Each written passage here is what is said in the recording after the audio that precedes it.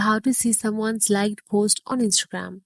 So basically, Instagram does not have a native features that allows user to see what posts other have liked. The platform prioritizes privacy and does not disclose this information to users, but definitely we can try some other informations to see the post they have liked.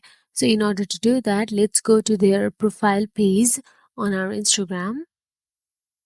So once you are on the page, simply tap on the notification option available in the top right corner and turn on the every notifications. So what happens is it will let you know if that person is currently active, currently posted or stories or anything.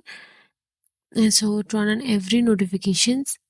So by turning on every likes, post, reels notifications, you can know when that person is online active, and it will help you to know if they have liked other posts or not. So that is it guys. If you found this video helpful, please like, share and subscribe our channel, and thank you for watching.